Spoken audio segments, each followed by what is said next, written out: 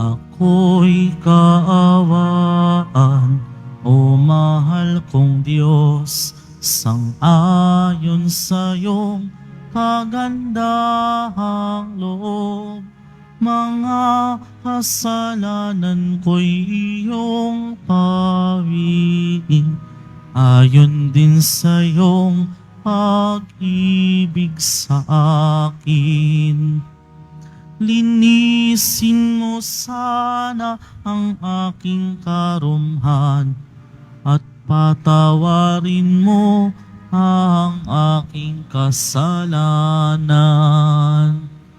Ako'y kaawaan, o mahal kong Diyos, sang-ayon sa iyong kagandahang loob. Mga kasalanan ko'y iyong pawiin, ayon din sa iyong pag-ibig sa akin. Sa ngalan ng Ama, ng Anak at ng Espiritu Santo, Amen. sumainyo ang Panginoon. At sumaiyo rin. Patuloy nating pinagdarasala sa banal na misang ito ang kagalingan ng lahat ng mga may sakit at ang seguridad ng ating mga kapatid na mga overseas Filipino workers. Mga minamahal ko mga kapatid, sa Ebanghelyo sa unang linggo ng Kwaresma, nananalangit nag-aayuno si Jesus sa ilang bago niya sinimulan ang kanyang misyong akayin ang tao pabalik sa Ama. Ang Kwaresma ay panahon ng pagsisisi sa kasalanan at pagbabalik loob sa Diyos. Sa ganitong paraan, kasama rin tayo ni Jesus sa ilang upang tayo maging marapat gumanap sa banal na pagdiriwang. Aminin natin at pagsisihan ang ating mga kasalanan. Inaamin ko sa makapangyarihang Diyos. Sa inyong mga kapatid, naluba ako nagkasala sa isip, salita at sa gawa at sa aking pagkukulang. Kaya sinasama ko sa mahal na Biring Maria, sa lahat ng mga anghel at mga banal, at sa inyo mga kapatid, na ako'y panalangin sa Panginoong ating Diyos. Kawan tayo ng makapangyarihang Diyos. Patawarin tayo sa ating mga kasalanan at patnubayan tayo sa buhay na walang hanggan. Amen. Panginoon, kaawaan mo kami. Panginoon, kaawaan mo kami. Kristo, kaawaan mo kami. Kristo, kaawaan mo kami. Panginoon, kaawaan mo kami. Panginoon, kaawaan mo kami. Manalangin tayo. Ama naming makapangyarihan, sa taong-taong pagdiriwang ng paghahandang ng 40 araw para sa Pasko ng pagkabuhay, kami nawa ay lalong umunlad sa pagtuklas sa hiwaga ng tagumpay ni Kristo upang masundan namin siya sa pamumuhay marangal bilang tagapamagitan kasama ng Espiritu Santo magpa sa walang hanggan. Amen. Magsiupo muna ang lahat.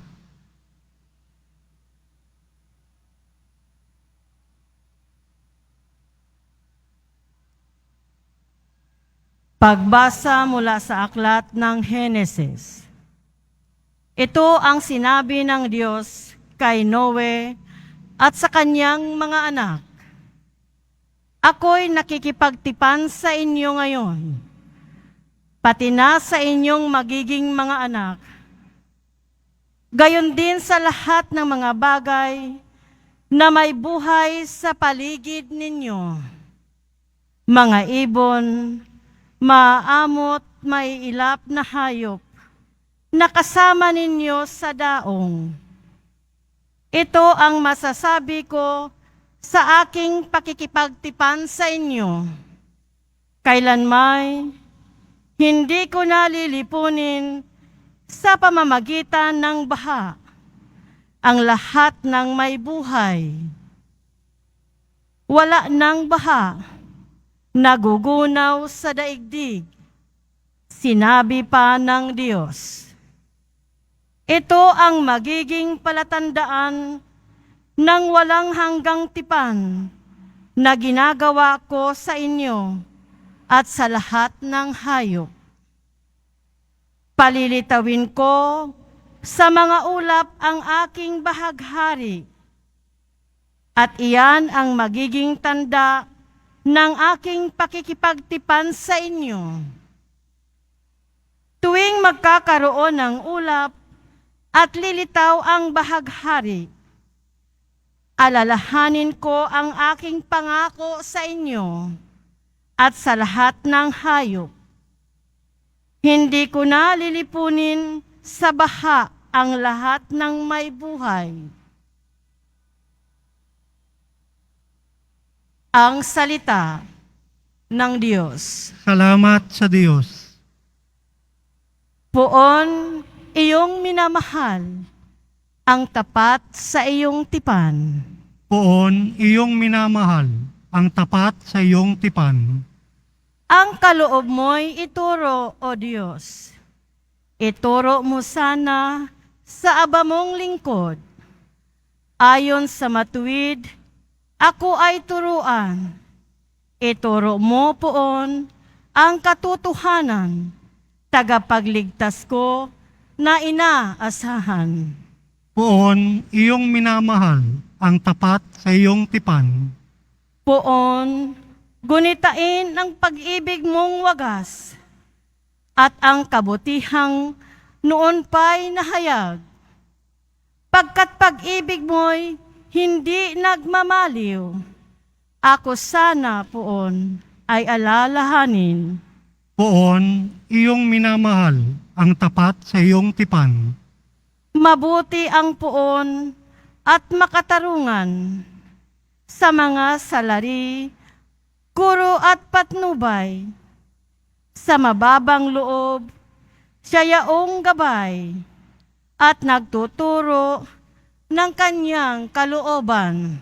Poon, iyong minamahal, ang tapat sa iyong tipan.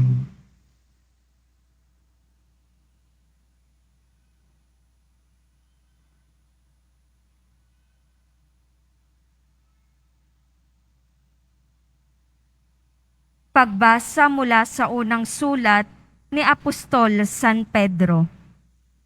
Pinakamamahal kong mga kapatid, si Kristo'y namatay para sa inyo. Namatay siya dahil sa kasalanan ng lahat, ang walang kasalanan para sa mga makasalanan, upang iharap kayo sa Diyos.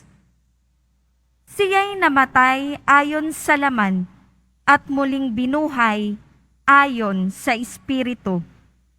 Sa kalagayang ito, pinuntahan niya at inaral ang mga espiritong nakabilanggo. Iyan ang mga espiritong ayaw sumunod nang sila'y matiyagang hinihintay ng Diyos noong panahon ni Noe, samantalang ginagawa nito ang daong. Sa tulong ng daong na iyon, iilang tao, 8, ang nakaligtas sa baha. Ang tubig ay larawan ng binyag na nagliligtas ngayon sa inyo. Ang binyag ay hindi paglilinis ng dumi ng katawan, kundi isang pangako sa Diyos, buhat sa isang malinis na budhi. Inililigtas kayo ng binyag sa pamamagitan ng muling pagkabuhay ni Hesukristo, na umakyat sa langit at ngayoy naluluklok sa kanan ng Diyos. Nagahari siya roon sa mga anghel at sa mga kapangyarihan at lakas na panlangit. Ang salita ng Diyos. Salamat sa Diyos. Pagsitayo po tayong lahat.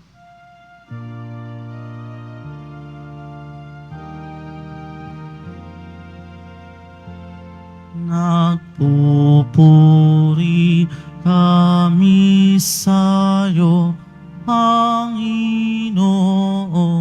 Jesucristo. Nagpupuri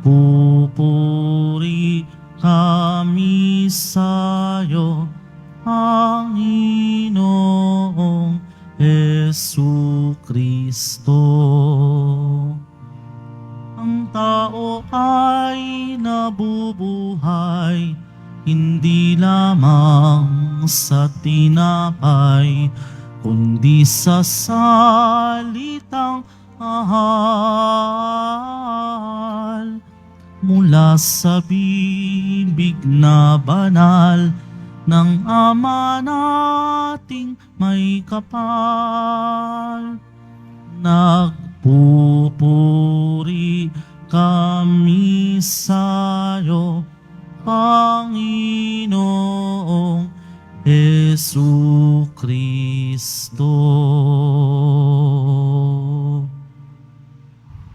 Sumain niyo ang Panginoon. At sumaiyo rin Ang mabuting balita ng Panginoon ayon kay San Marcos. papuri sa iyo, Panginoon. Noong panahong iyon, si Jesus ay agad pinapunta ng Espiritu sa ilang. Nanatili siya roon ng 40 araw na tinukso ni Satanas. Maiilap na hayop ang naroon. Ngunit si Jesus ay pinaglilingkuran ng mga anghel. Pagkatapos dakpin si Juan, si Jesus ay nagtungo sa Galilea at ipinangaral ang mabuting balita mula sa Diyos. Dumating na ang takdang panahon at malapit na ang paghahari ng Diyos. Pagsisihan ninyo talikdan ang inyong mga kasalanan at maniwala kayo sa mabuting balitang ito. Ang mabuting balita ng Panginoon. Pinupuri ka namin, Panginoong Hesukristo. Magsiupo muna tayong lahat. Isa sa sikat na kanta ni Iba Eugenio, yung tukso. At sinabi doon sa tukso na marami daw winasak na tahanan at marami rin daw matang pinaluha at marami rin pusong sinugatan. Kaya sabi ni Iba Eugenio, o tukso, layuan mo ako. Mga kapatid, mahirap man natin sabihin, pero bahagi na ng buhay natin na tayong lahat ay lapitin ng tukso. Maging ang ating Panginoong Hesus, sa binasa nating Ebanghelyo ngayon, hindi niya maiwasan na siya'y tuksoin. Kaya mga kapatid, sa Ebanghelyo ngayon, tayo ay inaanyayahan ng ating Panginoong Hesus na huwag magpadaig sa tukso, katulad ng ginawa ng ating Panginoong Hesus. Bagkus, kailangan natin paglabanan ito at sikapin nating mapagtagumpayan ang anumang tukso na lumapit, na dumating sa ating buhay. Kaya ano yung dapat nating gawin upang tayo hindi mahulog sa pagkakasala? Bunsod ng mga tuksong ating kinaharap sa ating pang-araw-araw na buhay. May 3 rekomendasyon ang dapat nating gawin. Una, lagi nating isipin na ang kinaharap natin na tukso ay pagkakataon ito upang mapatunayan natin ang ating katapatan sa Diyos. Madalas kinakatakutan natin ang mga tukso dahil ito ay nag-aayaya sa atin. Ito ay nagpapalayo sa atin. Ito ay isang imbitasyon sa atin na lumayo sa ating Panginoong Diyos. Bagamat ito ay totoo, tandaan natin, ito rin ay isang pagkakataon upang mapatunayan natin sa Diyos na tayo ay tapat sa Kanya. Sa kabila ng maraming pagsubok at tukso na dumating sa ating buhay, kapag tayo ay nanatiling tapat sa Kanya at tayo ay hindi nagpapadaig sa mga tukso sa palibot natin, pinapatunayan natin na tayo ay tapat sa ating pagsunod sa Kanya. Tandaan natin, kapag pinili nating sundin ang kalooban ng Ama, napatutunayan rin natin na tayo ay tapat na nagmamahal sa Kanya. Pangalawa, ituring natin na ang tukso ay maaring maging daan ito tungo sa ating buhay kabanalan. Ituring natin ang mga tukso sa ating buhay ay isang paraan upang tayo ay magiging isang banal. Tandaan natin, halos lahat ng mga banal na tao ay humaharap din sa maraming pagsubok at mga tukso sa buhay. Sa katunayan, hindi nila kinakatakutan ang mga tukso, ang mga temptasyon sa kanilang buhay. Bagkus, hinarap nila ng may pananampalataya ang lahat ng mga tukso sa kanilang buhay. Ganon din sana sa atin. Paglabanan natin ang tukso at pagkakataon natin ito para mas higit nating mapadalisay ang ating isip at puso para sa Diyos upang mas lalo tayong umangat sa ating buhay pananampalataya at para sa ating buhay kabanalan. Pangtatlo, ang paglaban sa tukso ay isang bahagi lamang ng ating buhay Kristiyano. At hindi ito dapat magiging dahilan upang iwasan natin ang mga gawaing ibinigay sa atin ng ating Panginoon. Lalo-lalo na ang ating buhay, pagmimisyon, pagtugon sa paanyaya ng ating Panginoon na ibahagi ang mabuting balita, lalong-lalo na sa mga taong nangangailangan. May mga pagkakataon na tayo ay naharap sa mga tukso. May mga pagkakataon na kung minsan hindi natin alam ano ba ang tama at mali sa ating mga ginagawa dahil ang mga tukso ay patuloy na nagkukubli sa ating mga gawain. Tandaan natin, huwag sanang hadlangan ng tukso ang ating buhay, bugos pagtuunan natin ng pansin ang misyon na ibinigay ng Diyos sa atin at pagtuunan natin ng pansin ang ating tungkulin na patuloy ipalaganap ang ating pananampalataya. Huwag nating hayaang maubos ang ating mga lakas, lalong-lalo na sa pakipaglaban sa mga tukso na hinaharap natin at mabayaan natin ang misyon na mag-akay sa kaluluwa tungo sa kaharian ng Diyos. Amen. Huwag nating ubusin ang lakas natin sa pagharap sa tukso, kundi mag-focus tayo sa mga bagay na makakatulong lalong-lalo na sa mga kapatid natin sa ikauunlad ng ating buhay espiritual at kaluluwa ng mga kapatid nating nangangailangan. Amen. Tumayo po ang lahat, sumasampalataya ako Sa Diyos sa mga makapangyarihan sa lahat, na may gawa ng langit at lupa, sumasampalataya ako kay Kristo, ang iisang anak ng Diyos, Panginoon nating lahat.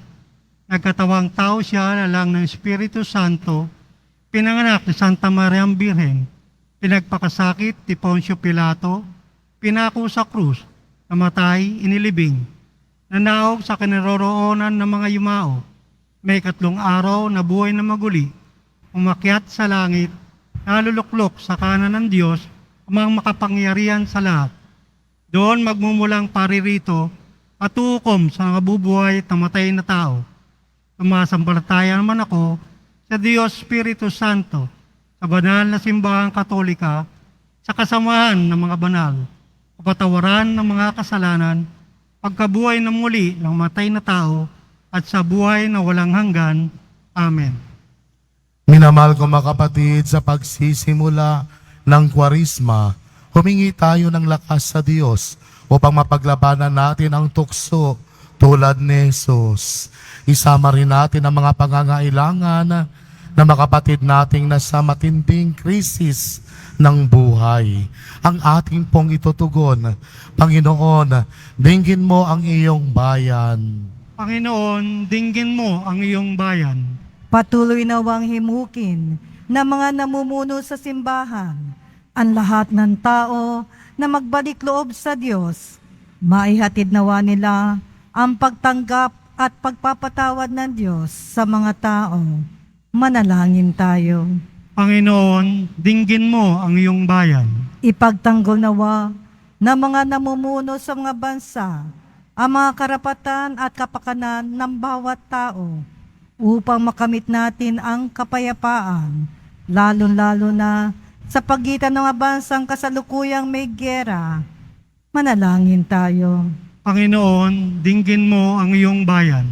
Panghawakan nawa ng bawat binyagang Kristiyano ang nakagisna nilang pananampalataya sa Diyos at ibahagi ito sa lahat ng taong kanilang makakatagpo. Manalangin tayo. Panginoon, dinggin mo ang iyong bayan.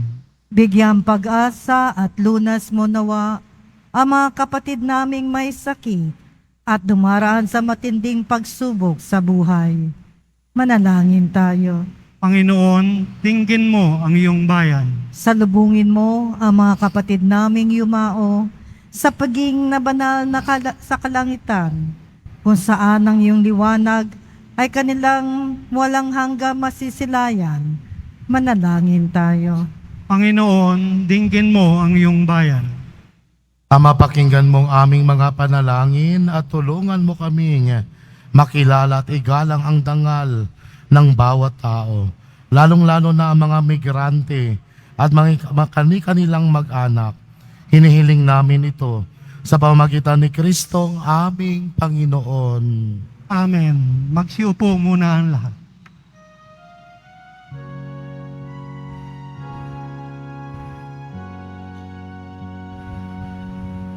Sa'yo, Ama, aming handog ang tinapay at alak na ito, handog ng iyong bayang sumasamot, humihingi ng patawad mo.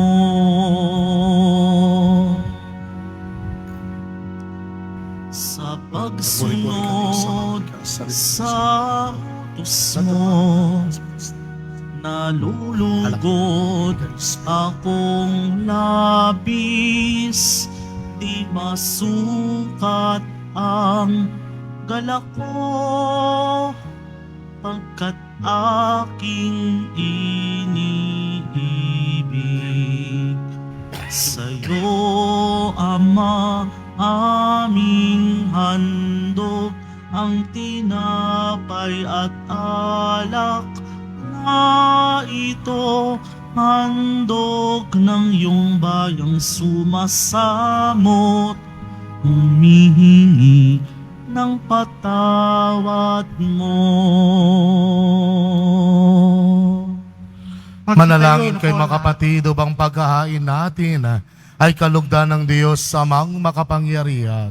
Tanggapin nawa ng Panginoon itong paghahain sa iyong mga kamay, sa kapurihan niya at karangalan, sa ating kapakinabangan, at sa buong sambayan na niyang banal.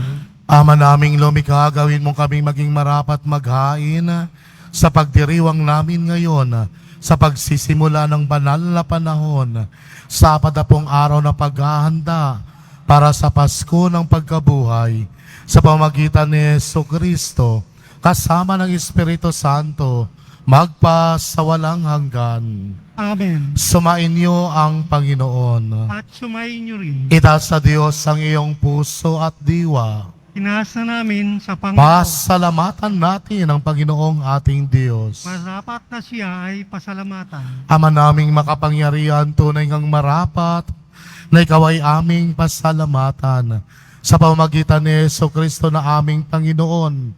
Ang kanyang 40 araw na pagtitiis ng kagutuman ay nagbibigay kahulugan sa panahong ito at sa pagpapakasakit para sa kapwa-tao.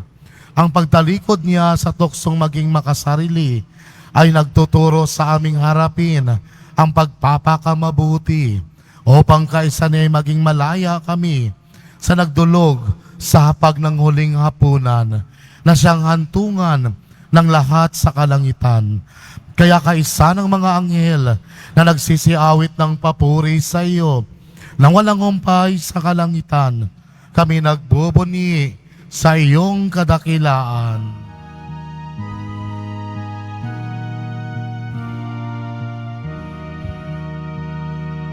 Santo, Santo, Santo, Panginoong Diyos ng mga hukbo, napupuno ang langit at lupa ng kadakilaan mo. Hosana sa kaitaasan, pinagpala ang naparirito sa ngalan ng Panginoon. Hosana sa kaitaasan. At sinuod po ang lahat. Ama naming banal, ikaw ang bukal ng tanang kabanalan, kaya't sa pamamagitan ng iyong Espiritu, gawin mong banal ang kaloob na ito upang para sa amin maging katawan at dugo ng aming Panginoong Yesukristo. Bago pa niya pinagtiis ang kusang loob na maging handog, hinawakan niya ang tinapay, pinasalamatan kaniya, pinagati-hati niya iyon, inabot sa kaniyang mga alagad at sinabi, "Tanggapin ito at kanin. Ito ang aking katawan na ihahandog para sa inyo."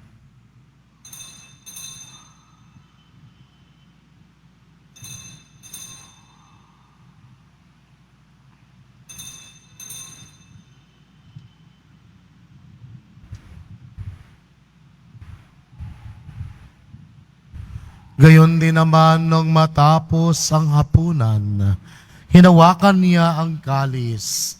Muli kaniyang pinasalamatan.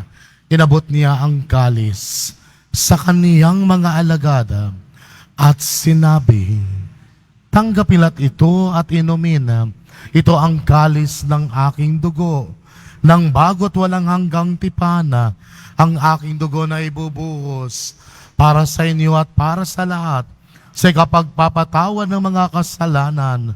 Gawin ninyo ito sa pag-alala sa akin."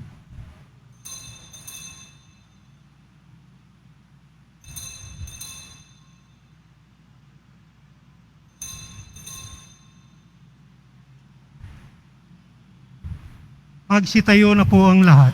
Ipagbunyi natin ang misteryo ng pananampalataya. Kristo'y namatay, si Kristo'y nabuhay, si Kristo'y babalik sa wakas ng panahon. Ama, ginagawa namin ngayon ang pag-alala sa pagkamatay at muling pagkabuhay ng iyong anak. Kaya tinialay namin sa iyo ang tinapay na nagbibigay buhay at ang kalis na nagkakaloob ng kaligtasan. Kami nagpapasalamat dahil kami yung minarapat na tumayo sa harap mo para maglingkod sa iyo. Isinasamo namin kaming magsalo-salo sa katawan at dugo ni Kristo ay mabuklod sa pagkakaisa sa pamamagitan ng Espiritu Santo. Amalingapin mo ang iyong simbahang laganap sa buong daigdig. Puspusin mo kami sa pag-ibig. Kaisa ni Francesco na aming Papa at ni Jose Advincula na aming Arsobispo at ng Tanang Kaparian. Alalahanin mo rin mga kapatid naming nahimlay na may pag-asang sila'y muling mabubuhay. Gayon din ang lahat ng mga pumanaw. Kawan mo at patuloyin sa iyong kaliwanagan. At pagindapatin kaming lahat na makasalo sa iyong buhay na walang wakas. Kaisa ng mahal na Birheng Maria na ina ng Diyos, ng kabiyak niyang puso niyang si San Jose, kaisa ng mga apostol at ng lahat ng mga banal na namuhay dito sa daigdig ng kalugod-lugod sa iyo. May pagdiwang nawa namin ang pagpupuri sa ikararangal mo sa pamamagitan ng iyong anak na aming Panginoong Yesukristo. Sa pamamagitan ni Kristo, kasama niya at sa Kanya, ang lahat ng parangal at papuri ay sa iyo, Diyos amang makapangyarihan, kasama ng Espiritu Santo, magpa sa walang hanggan.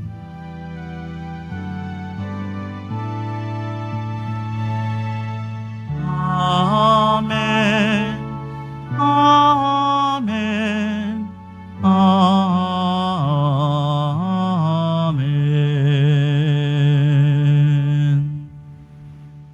Sa tagubili ng nakagagaling na utos at sa turo ni Jesus na Panginoon natin at Diyos, ipahayag natin ng lakas loob. Ama namin, sumasalangit ka. Sambahin ang ngalan mo. Mapasa amin ang kaharian mo. Sundin ang loob mo dito sa lupa para nang sa langit. Bigyan mo kami ngayon ng aming kakanin sa araw-araw. Patawarin mo kami sa aming mga sala para ng pagpapatawad namin sa nagkakasala sa amin. Huwag mo kami pahintulot sa tukso, iadya mo kami sa lahat ng masama. Hinihiling namin kami adya sa lahat ng masama, pagkalooban ng kapayapaan araw-araw, iligtas sa kasalanan at ilayo sa lahat ng kapahamakan, samantalang aming pinananabikan ang dakilang araw na pagpapahayag ng tagapagligtas naming si Jesucristo. Sapagkat iyo ang kaharian, kapangyarihan at ang kapurihan, magpakailanman. Amen. Panginoong Jesucristo, sinabi mo sa iyong mga apostol, kapayapaan ang iniiwan ko sa inyo. Ang aking kapayapaan ang ibinibigay ko sa inyo. Tungayan mo ang aming pananampalataya at huwag ang aming pagkakasala. Pagkalooban mo kami ng kapayapaan at pagkakaisa ayon sa iyong kalooban, kasama ng Espiritu Santo, magpa sa walang hanggan. Amen. Ang kapayapaan ng Panginoon ay laging sumainyo. At sumayo rin. Magbigayan kayo ng kapayapaan sa isa't isa.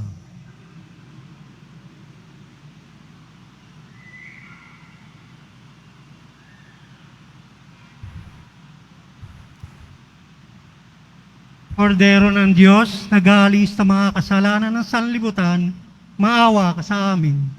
Kordero ng Diyos, na nag-aalis ng mga kasalanan ng sanlibutan, maawa ka sa amin. Kordero ng Diyos, nag-aalis ng mga kasalanan ng sanlibutan, ipagkaloob mo sa amin ang kapayapaan. Magsiluhod po ang lahat.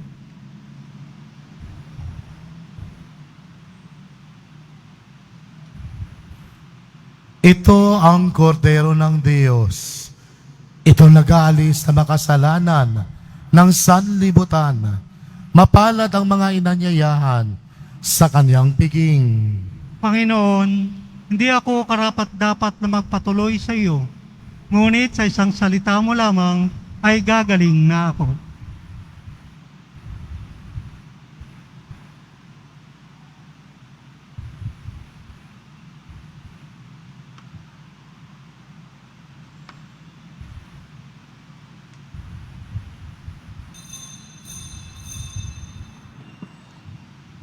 Para sa lahat Katawan ni ng Kristo, Amen. Para sa lahat ng tatanggap na banal na komunyon, sasagot po tayo ng Amen. Pagkasabi ng pari o ng lay minister ng katawan ni Kristo at isubo agad sa bibig bago umalis sa harapan ng pari o lay minister. Sumunod po tayo. Maraming salamat po.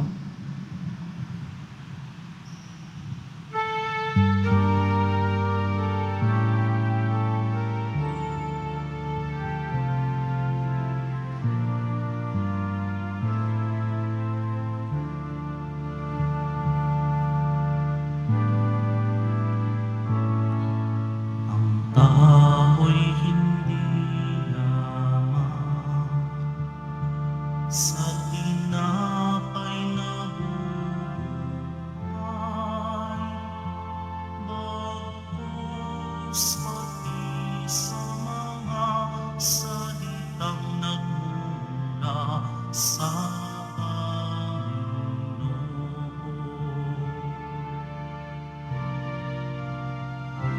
Magsising tayong mataos, halina't magbalik loob sa mapapatawad na Diyos. Butong tayong manikluhod nang may abot sa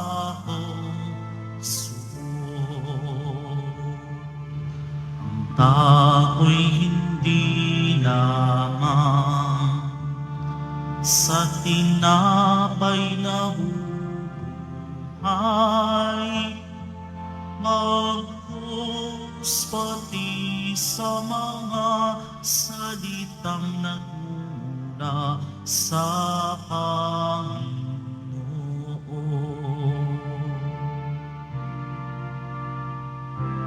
Sa pagitan ng pasukan at dambana ng simbahan, saserdote ay mag-iyakan. Panginoon,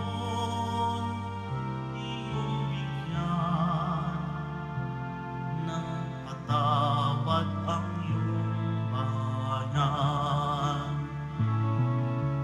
tao'y hindi lamang sa tinapay na buhay, bagkus pati sa mga salitang nagmula sa Panginoon.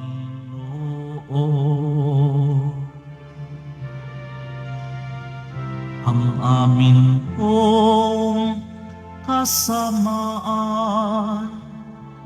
ay pawiin mo tuluyan. Panginoong aming mahal, patawad ang kahilingan ng iyong bayang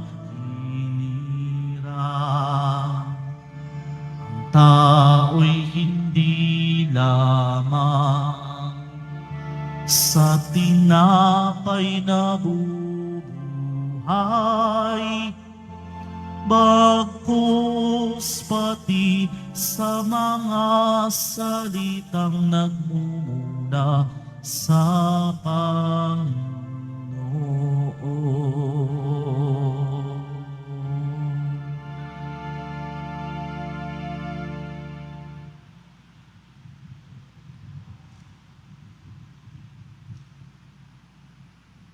announcement. Ang lahat po ay inaanyayahan, lalo na po ang ating mga ministry, mandated organization, HDN at iba pang grupo o samahan ng ating simbahan sa ating ikadalawang Lenten Recollection sa darating na February 20, 2024, Martes sa ganap na ikapito ng gabi. Dito po sa ating simbahan, ang ating tagapagsalita sa araw na ito ay si Reverend Father Marcelino E. Nicasio, SVD, na may temang Poong Jesus Nazareno sa muka ng kapwa, Series 2, Matatanda at May Sakit. Pagkatapos ng misa, wiwisikan po ang lahat ng banal na tubig. Pinakikiusapan ng lahat na manatili lamang muna sa iyong mga lugar. Tanging sa Quezon Boulevard o sa Plaza San Juan lamang ang labasan ng lahat. Sumunod po tayo. Maraming salamat po sa inyong pagdalaw at pagsisimba sa Basilica Minor at Pambansang Dambana ni Jesus Nazareno. Magsitayo na po ang lahat. Manalangin tayo.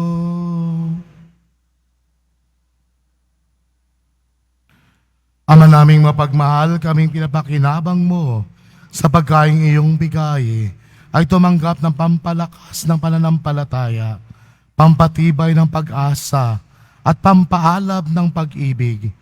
Matutuhan nawa naming damin ang gutom at pananabik sa tunay na pagkaing nagbibigay buhay upang kami makapamuhay sa bawat salita na namutawi sa iyong bibig. Sa pamamagitan ni Jesucristo, kasama ng Espiritu Santo, magpa sa walang hanggan. Amen. Sumainyo ang Panginoon. At sumayo rin. Mahal na pong Isus Nazareno, inihayag mo sa pamamagitan ng koros ang walang maliw na pag-ibig ng Diyos sa sangkatauhan. Pakinggan mo ang kahilingan ng iyong angkan na nagsusumamo sa iyo. Makamtanawa nilang iyong katugunan at tanggapin ang kasagutan na may utang na loob na tinatanaw. Basbasan din po ninyo ang madalang imahin at dasalan sa pamamagitan ng bendisyon na ito. Naway malal na pangako ila noon sa binyag na ikaw ang kanilang ibigin at paglingkuran bilang Panginoon magpa sa walang hanggan. Amen. At pagpalain kayo ng makapangyarihang Diyos, ang Ama, ang Anak, at ang Espiritu Santo. Amen. Tapos ng banal na misa, humayo kayo sa kapayapaan ng Poong Isus Nazareno. Salamat sa Diyos.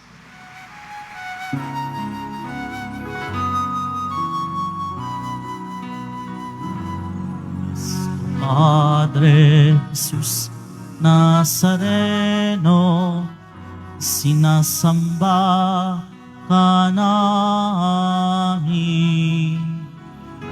pinipintuho ka namin, aral mo ang aming buhay at kaligtasan.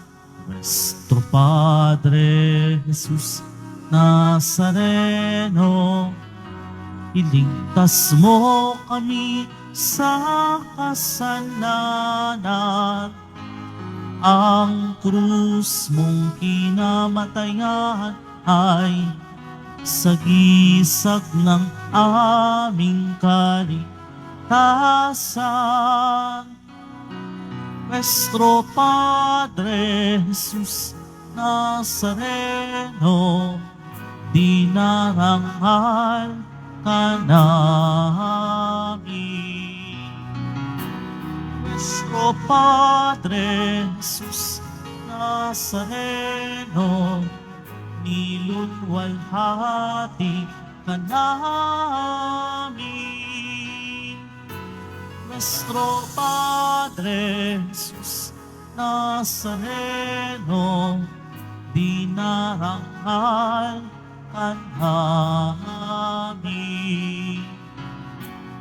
Nuestro Padre Jesus Nazareno, nilulwalhati ka